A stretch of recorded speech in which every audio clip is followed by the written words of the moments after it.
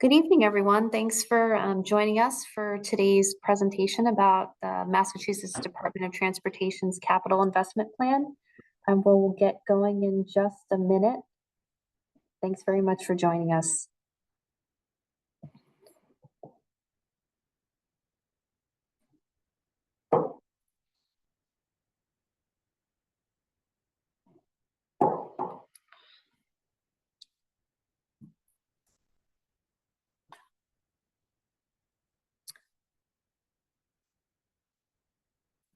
Okay, well, good afternoon. My name is Michelle Scott. I'm the manager of capital planning for the Massachusetts Department of Transportation. And tonight I'll be speaking with you about our draft fiscal year 25 through 29 capital investment plan.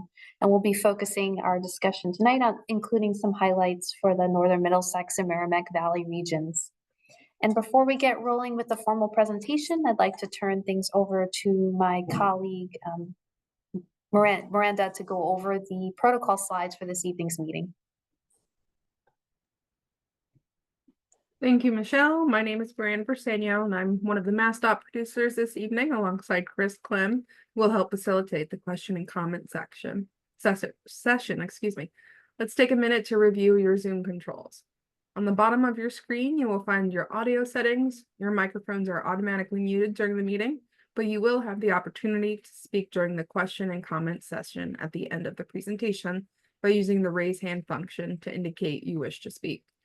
You can rename yourself by clicking the participants button to open the participants list, find your name, and then clicking rename.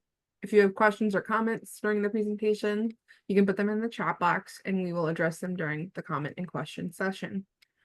If you need to attend the meeting by phone, please dial 1-646-558-8656 and enter meeting ID 850-8969-5630.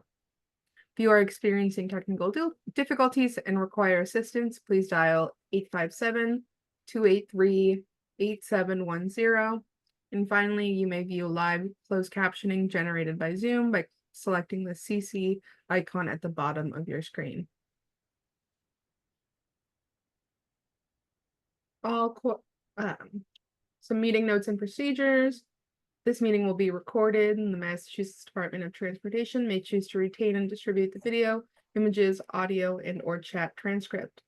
All parts of this meeting are considered public record. By continuing attendance with this virtual meeting, you are consenting to participate in a recorded event.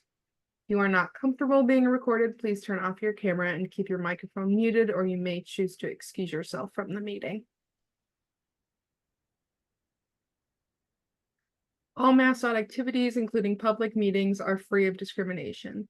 MassDOT complies with all federal and state civil rights requirements, preventing discrimination based on sex, race, color, ancestry, national origin, including limited English proficiency, religion, creed, gender, sexual orientation, gender identity or expression, or veteran status.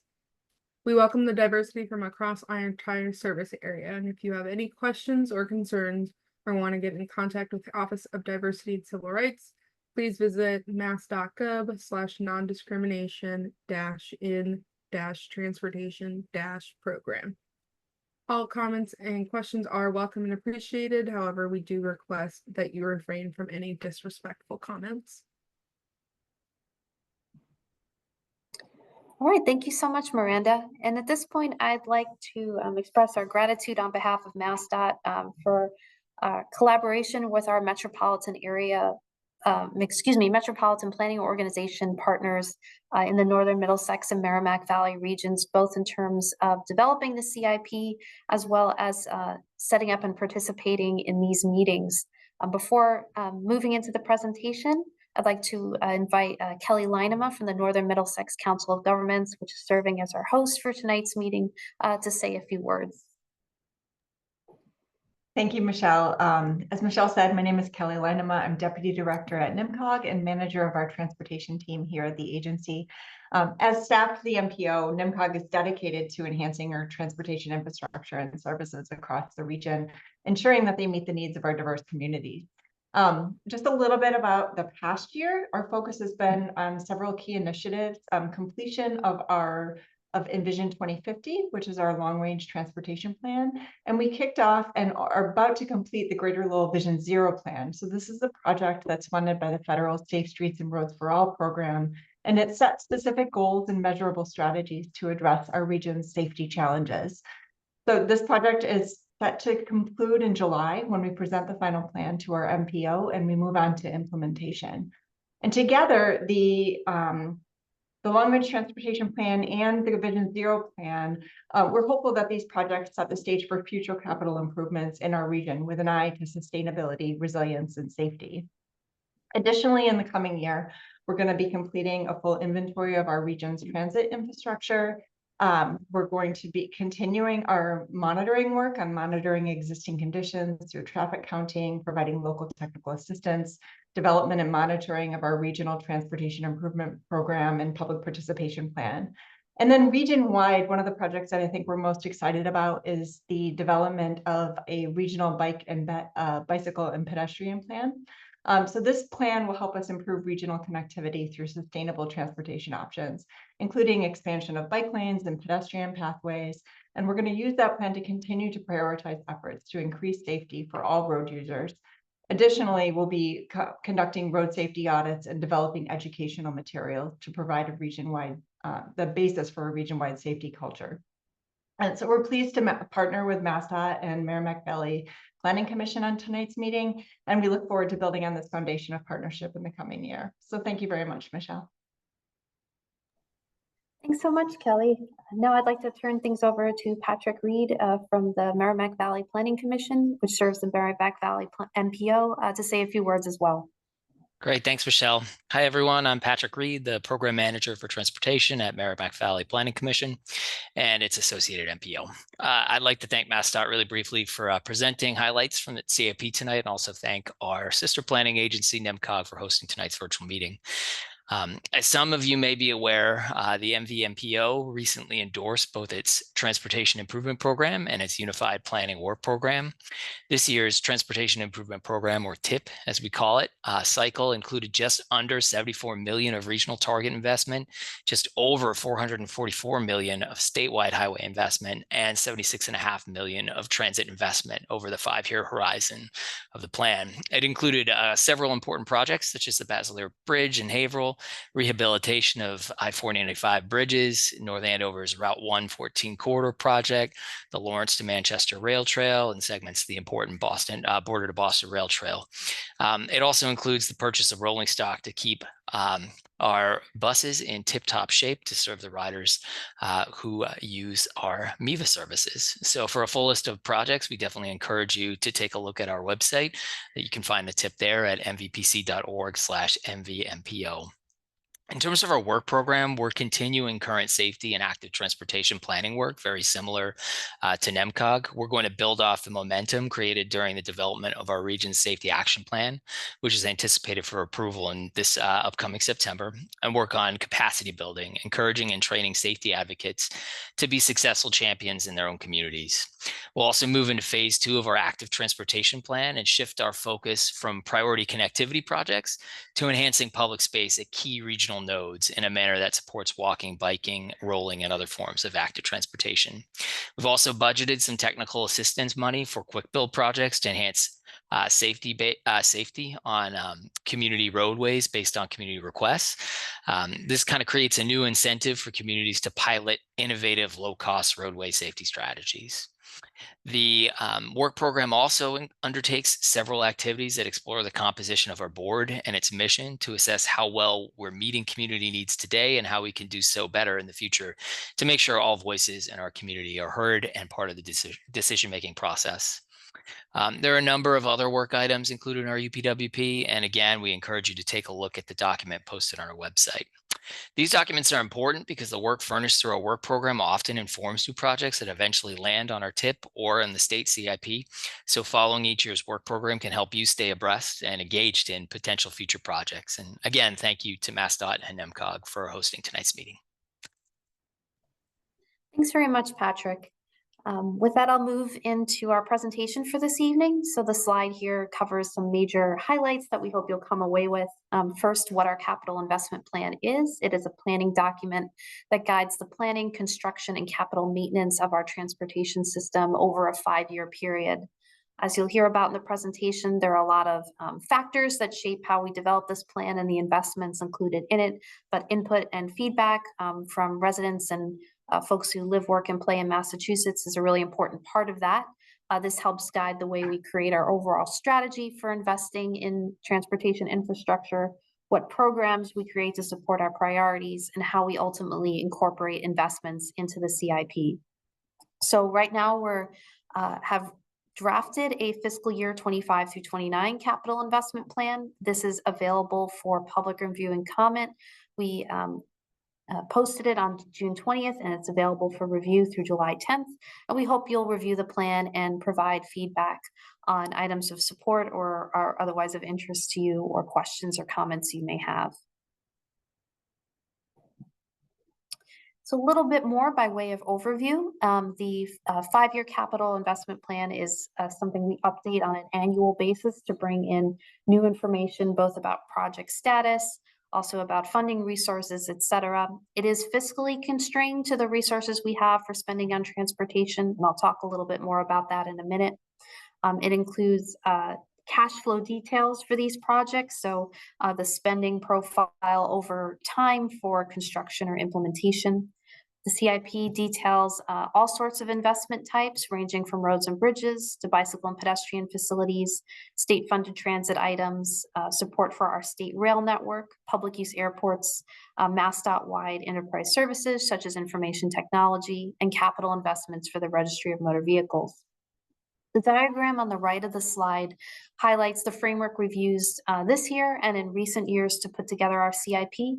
It's grounded in 3 major priority areas, the first of which is reliability, which focuses on maintaining, improving the overall condition of the system and supporting state of good repair.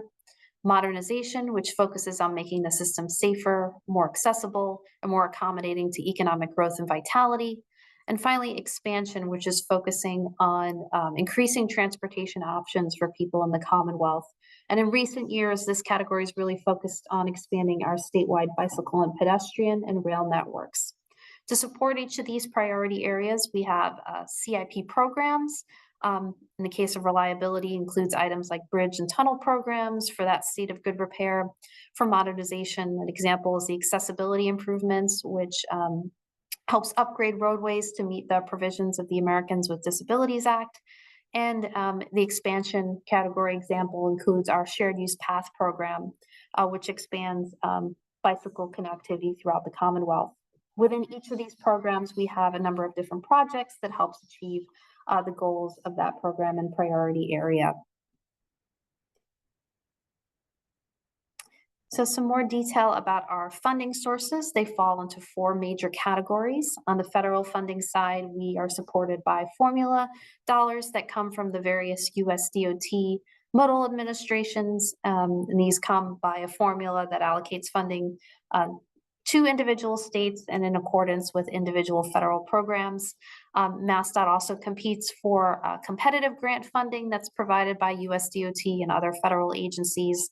And when we win awards for different programs, they are incorporated in the CIP after that.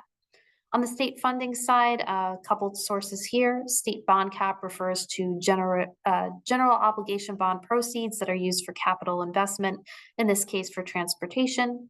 We also have a number of other bond proceeds that support bridge or rail investment. Within MassDOT, we have revenues from our toll systems, including the Metropolitan Highway System, which also includes the Tobin Bridge, as well as the Western Turnpike. And the revenues from these facilities can go back into making capital improvements on them. And finally, in terms of other sources, a wide variety here, ranging from municipal contributions, third-party funds for projects, and trusts such as the Central Artery Tunnel Project Repair and Maintenance Trust Fund. So as we were putting together our CIP for this cycle, a number of factors influenced our process. We've categorized them into internal and external factors here. On the external factor side, we have the ongoing implementation of the bipartisan infrastructure law, which is the current law authorizing federal transportation spending, as well as a number of other infrastructure categories.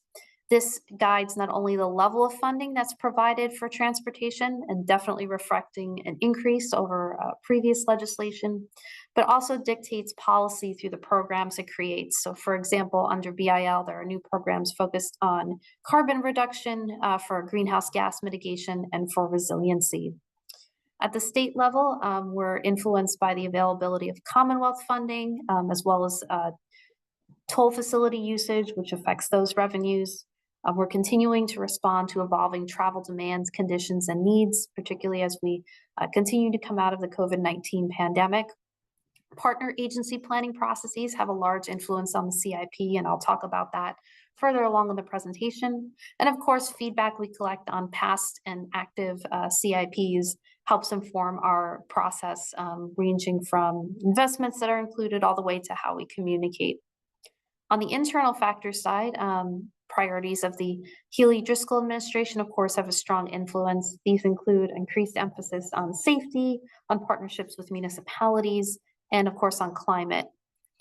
In terms of MassDOT level strategic planning, our plan is certainly influenced by Beyond Mobility, which is MassDOT's statewide long-range transportation plan.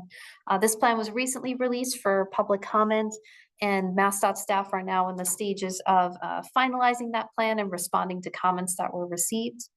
This 25 to 29 CIP has brought in some of the priorities and themes from the Beyond Mobility process, but going forward into future years, you'll definitely see a stronger alignment with Beyond Mobility priority areas and action steps.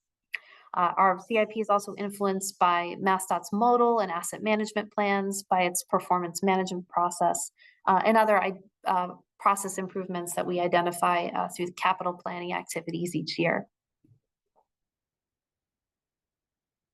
So I want to talk a little bit more about focus areas that we defined for the 25 to 29 CIP based on those influences I mentioned earlier. These are definitely nested within our overall reliability, modernization, and expansion framework, but we're putting particular attention on safety, on climate stewardship, both on the greenhouse gas mitigation and resilient components, continuing to support responsible asset management for safe and reliable travel, and continuing to support partnerships with municipalities.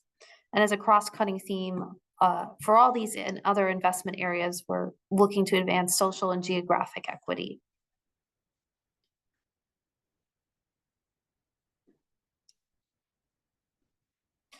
So to talk a little bit more about factors shaping the CIP, less at a strategic level and more at an individual investment level, I want to highlight some other factors that shape the specific programs and projects that are included. At the project level, for example, asset management systems have a strong influence on what's included in our reliability programs. For example, we have systems at MassDOT that track pavement, bridge, and condition of other infrastructure over time, accounting for things like deterioration and other factors. And this informs the prioritization for specific investments within our reliability programs. For some of our modernization and expansion projects, there's project selection criteria in place, both in fact at the MPO level as well as at the MassDOT level. It looks at how projects advance goals such as safety, economic vitality, environmental stewardship, and things of that nature.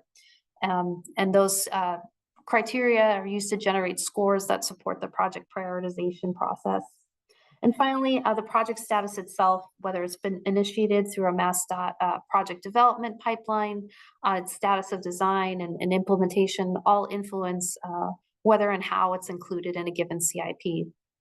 And as I alluded to earlier, decisions made by partner agencies, including metropolitan planning organizations, regional transit authorities, and others also have an influence on the CIP, as well as a related document, the Massachusetts State Transportation Improvement Program.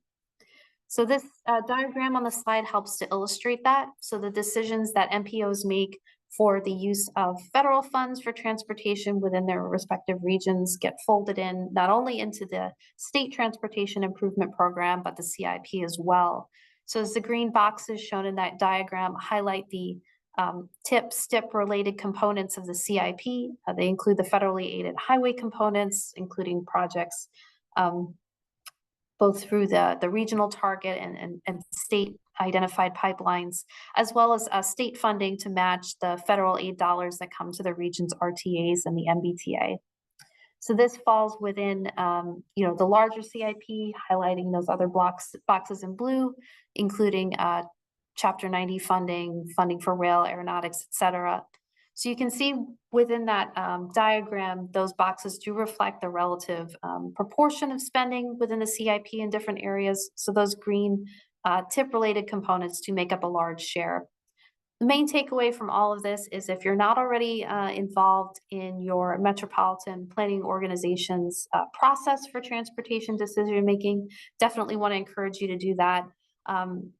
Affects, of course, activities happening within your region, but also feeds up into the CIP development at the state level. Talking a little bit about timeline. So we developed the CIP over approximately a 9 to 10 month period. The colored bars on this chart show the major steps involved in producing the plan. They're long bars in each case because this is a very iterative process. Information not only about our funding sources, as well as project status is refined over the fall and winter and feeds into the draft plan that we create in the spring and early summer. We're now in that maroon colored stage of gathering feedback to finalize our plan. Again, our comment period is running from June 20th to July 10th. The stars indicate our major touch points with the MassDOT Board of Directors, who is responsible for reviewing and approving the CIP. They released a draft CIP for public review last month, and we expect them to reconvene on July 17th to consider and hopefully approve a final CIP. So this slide functions as a dashboard for CIP spending, a couple of different components to it. The top table breaks down spending by those three major priority areas: reliability, modernization, and expansion, as well as by division. And you will see some spending for the MBTA included here, and I'll talk about that a bit more later in the presentation. The bottom right-hand table shows these three priority areas, as well as spending for Chapter 90 and other planning and enterprise services. You can see in that center column that we have about a $16.5 billion plan. The donut chart on the lower left shows spending by priority area, with approximately 61% of investments in the reliability area and another 23% in that modernization area.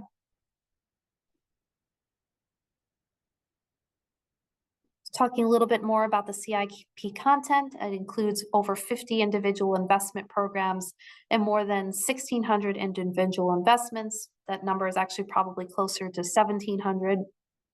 With respect to programs, the chart on the right shows the top 10 MassDOT CIP programs by 25 to 29 spending. You can see that far and away the largest is the Bridge program, which focuses on rehabilitating, replacing, or otherwise improving bridges throughout the Commonwealth, as approximately $5.4 billion in spending for 25 to 29. Other examples in the top 10 include Chapter 90 programs for paving our national highway system roadways, expanding our bicycle and pedestrian network, and other areas. We have introduced 3 new programs for this CIP in particular. They include a program focused on freight and moving freight on the National Highway Freight Network, a grant program for transportation management associations, and a water transportation pilot for communities in the vicinity of Boston Harbor. We have about $847 million in Commonwealth funded MBTA investments. I'll talk more about that shortly. And our CIP is supported by approximately $269 million in funding from federal competitive grant awards. Want to highlight some spending details for the focus areas I mentioned earlier. Within the safety and asset management categories, I spoke already about the Bridge program. We also have over $500 million for improvements to our public use airports. We have safety considerations integrated throughout CIP programs across divisions: highway, rail, transit, But I do want to highlight that we have also funding specifically for systematic road safety improvements that support some of the provisions in MassDOT's strategic highway safety plan in order to help reduce traffic-related fatalities and serious injuries throughout the Commonwealth. On the climate stewardship side, we think about supporting this area in a couple of ways. First, there's providing alternatives to car and truck travel. To do this, we have $565 million in focused programs for bicycle and pedestrian spending, approximately $439 million for our statewide rail network, and another $370 million for RTAs and local transit providers.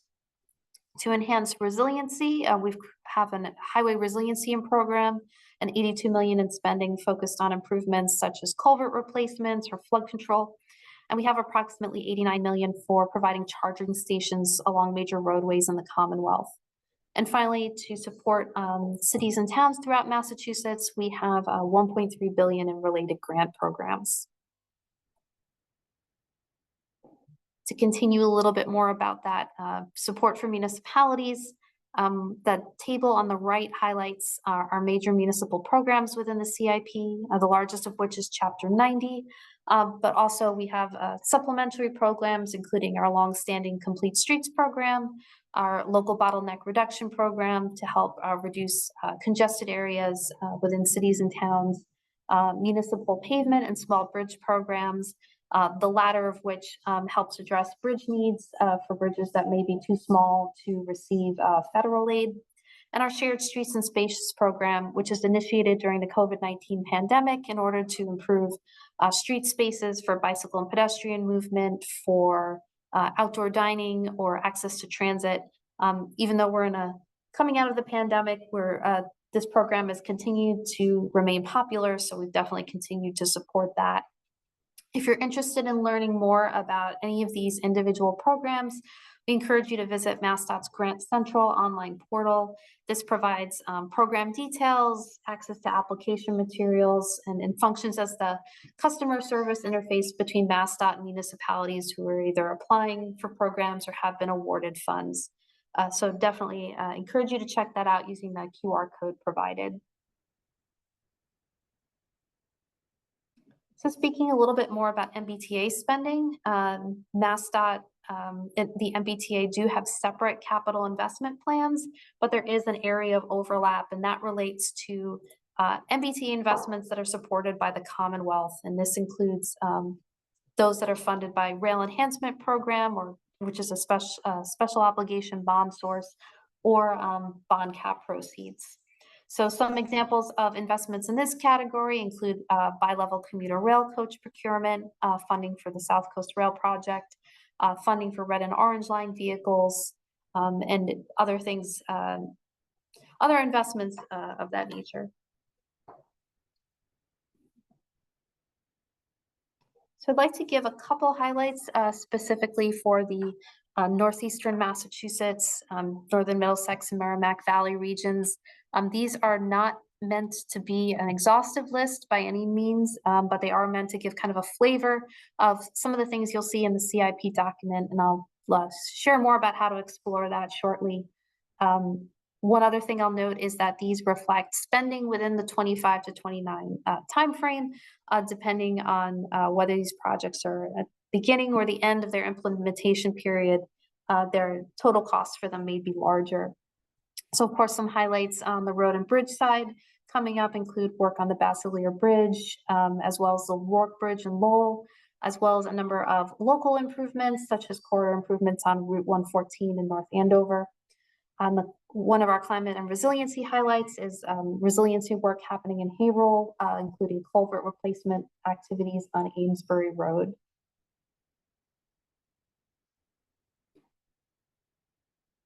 On the active transportation side, items here include a number of safe routes school projects, both in Dracut and Groveland, as well as the Yankee Doodle bike path construction in Billerica, and work for the Lawrence Manchester Rail Trail.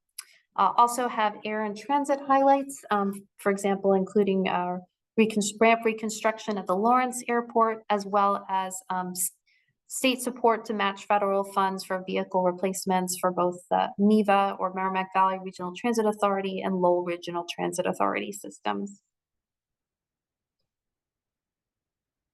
So to learn more about what's in the CIP, you can visit our document at mass.gov/CIP, which will, and our details are on the Developing the Capital Investment Plan page in particular. You can view our CIP in both PDF and story map formats. The main document describes how the CIP is developed and some investment highlights. Appendix A provides details about projects. These are organized generally by MassDOT division and then by municipality or transit authority or other grouping depending on the mode. And Appendix B describes individual investment programs. So again, right now we have a draft out for review. As we're working towards the final, we'll be incorporating any needed changes in spending, as well as the results of an equity analysis that reflects both MassDOT and MBTA investments. So we're again actively engaged in outreach for this draft. Again, released on June 20th. We've held a series of public meetings throughout the Commonwealth, and you can see regions and dates covered on the right. Tonight is actually our final meeting for the CIP. We definitely accept comment in a number of different ways. You're welcome to make comments at this meeting tonight, or to email us at masscip@state.ma.us to send us a letter, and you can find contact information for that on our website. We also have a web-based comment tool that I'll talk about in a minute as an option provided comment. After July 10th, we'll be organizing the comments that we received and sharing them both internally within MassDOT as well as with our board of directors. And again, supporting a discussion and hopefully final approval of the CIP at the July 17th MassDOT board meeting. And those meetings are live streamed, so if you want to tune in and hear the discussion, it'll be happening at noon on July 17th. So to talk a little bit more about that comment viewer option, so this is a tool that shows projects across divisions supported by MassDOT. You can filter these for what's included specifically in the 25 to 29 CIP. Once you've filtered for your project of interest or browsed for community projects that are in your community or other areas of interest, you can click on that project. It'll open up an interface, kind of like the one shown on screen. There's a public comments button in the upper right. You can click on that and it'll open the fields that's shown where you can enter your name and details about comments that you have about that specific project. So we definitely encourage folks to check this out as well. Sometimes helps to explore things in a map-oriented interface.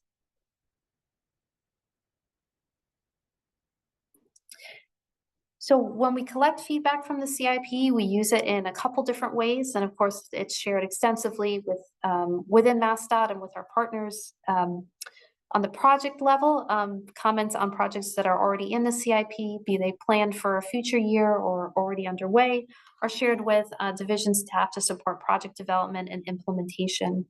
If you support a project that's not yet in the CIP, that information is helpful as well.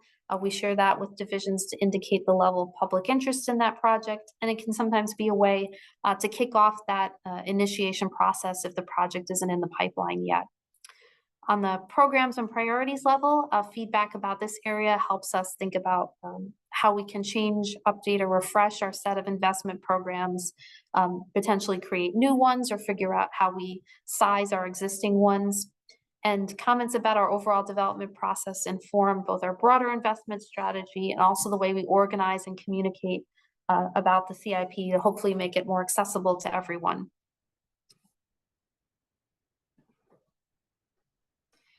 So the last piece I want to highlight tonight is not directly related to the CIP, but does go on to support it in the future. And this is the Massachusetts Travel Study. So right now, MassDOT is actively engaged in collecting information from selected households throughout the state about their daily transportation habits. And this is to help understand how different transportation facilities, be they highways, bike lanes, sidewalks, transit systems are being used today, and then how we can improve these in the future. So the results of this broader study help to inform transportation policy and in turn inform future CIPs. So households have been invited to participate in this study at random in order to get a sample that covers the full Commonwealth. If your household has received an invitation to the travel study, we definitely encourage you to participate. You can visit the Massachusetts Travel Study website to learn more, including how to provide your responses and the different options for that, to get your questions answered, and to learn about rewards and compensation for your participation. So with that, that closes my formal comments about the CIP, and I'm happy to take any questions or feedback. And I'll turn it over to Miranda to go over the protocols for that. Thanks, Michelle. Just briefly, we'll go over the Zoom different functions for asking questions. You can use the raise your hand function to be unmuted for verbal questions. This is in the React option on the bottom of your screen. I don't think we have anyone dialed in, but if you are, you can use *9 to raise your hand and we will call you out to ask your question. We will give you permission to unmute to ask your question, or you can also use the chat function to type something in. Please state your name and affiliation before the question for the record, and please try and limit your time to about 2 minutes. Go back.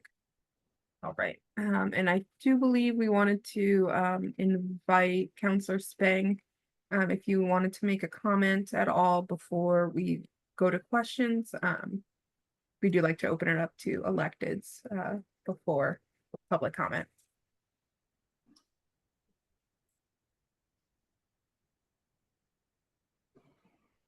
Not seeing any hands.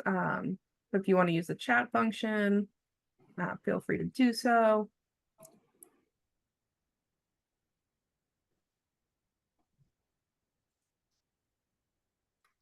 And one thing I'll mention as well, as we gather public comment and share it with the directors, one other step we take is we organize it in a summary document that's ultimately posted on the CIP website.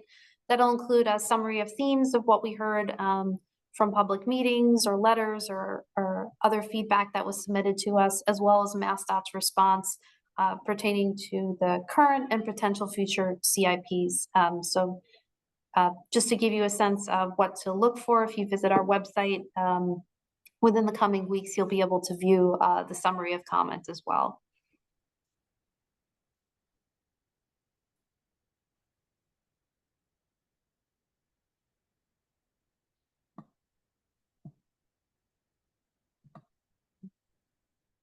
If there are no comments or questions, definitely want to encourage folks to reach out either through masscip@state.ma.us or through letters or any other means that work for you in order to provide your feedback.